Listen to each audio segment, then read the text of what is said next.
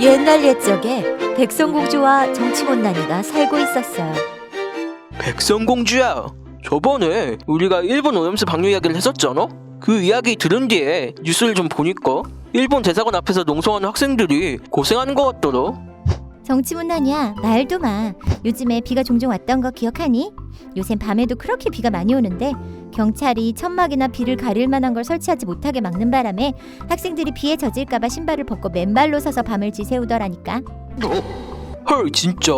거기가 종로경찰서였지? 이거 참 너무한데? 천막은 좀 치게 해주지, 그걸 막냐? 그러니까 지들은 실내에서 쉬다가 교대하면 그만이지만 이렇게까지 학생들을 몰아세워야 하냐고. 저번엔 경찰이 물품을 뺏으려고 대학생에게 폭력을 행사하는 바람에 한 학생이 급성 과호흡이 와서 119에 실려가기도 했어. 이게 인간이니? 그런데 진짜 어이없었던 건 뭔지 알아? 뭔데? 이 대학생들이 국힘당에 찾아갔었어. 국힘당도 웬일인지 후쿠시마 오염수 방류를 반대한다더라고. 그래, 맞아. 국힘당도 할 땐 한다고. 그래서 문재인 정부에 강력하게 대응하라고 촉구하기도 하던데? 그래, 국힘당이 진심이라면 이게 얼마나 반가운 일이야. 여야 할 것 없이 힘을 합쳐서 일본 오염수 방류를 막아 나설 수 있잖아. 그래서 대학생이 국힘당에 찾아갔어. 도쿄올림픽 불참하는 게 어떻겠냐고 이야기를 하고 싶어서. 그런데 국힘당이 어떻게 했는지 알아? 에이, 백성공주야. 지난 선거에서 20대가 민주당을 심판했잖아? 그래서 국힘당이 20대를 얼마나 숨기는 줄 알아? 선거 유세 때도 2030 세대를 내세워줬고 선거 후에도 청년을 대변하는 정당으로 환골탈퇴하겠다고 했다고. 이렇게 20대를 아껴주는데 당연히 20대 학생이 무슨 이야기를 하는지 잘 들어줬겠지. 그 한 사람 한 사람이 다 국힘당으로 갈 표라고. 표. 너처럼 국민을 표로만 봐도 찾아온 사람에게 잘 대해줄 텐데 글쎄 국힘당이 어떻게 했냐면 경찰을 불러서 대학생을 연행해 가게 했어. 뭐?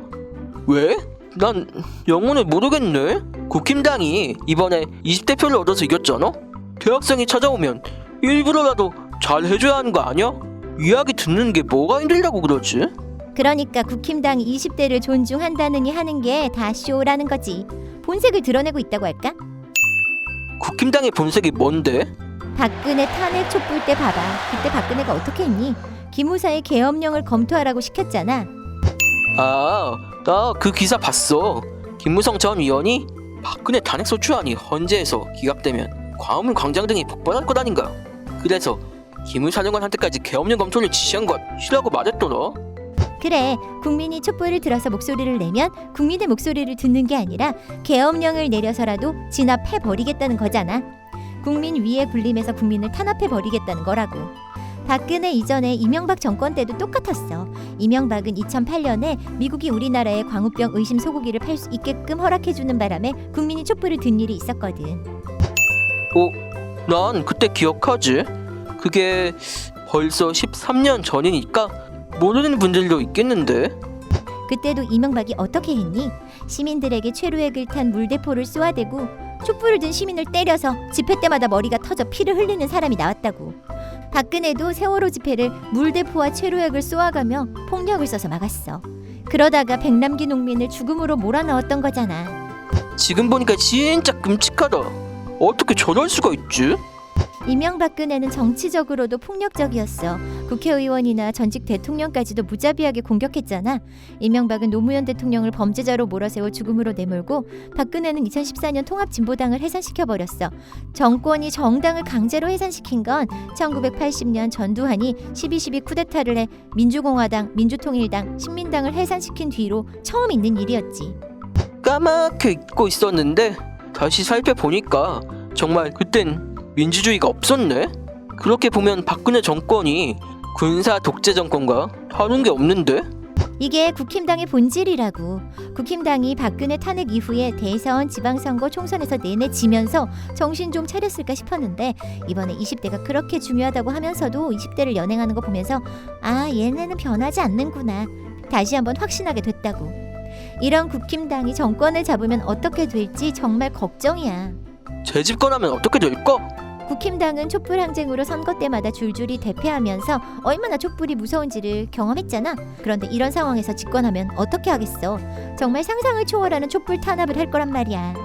촛불이라고 하면 경기를 일으키는 사람들이니까 그럴 것도 같은데?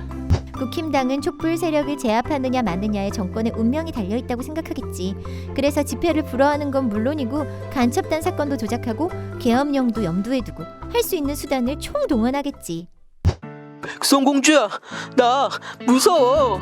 힝. 정치문난이야. 네가 꽁무니를 빼고 도망가면 어떻게 해? 국민의 뜻을 받들어서 국힘당 적폐 세력이 재집권하는 걸 막아야지. 적폐 청산을 바라는 백성의 목소리를 들으란 말이야. 4.7 보궐선거가 끝나고 이제 대선이 1년도 남지 않았네요.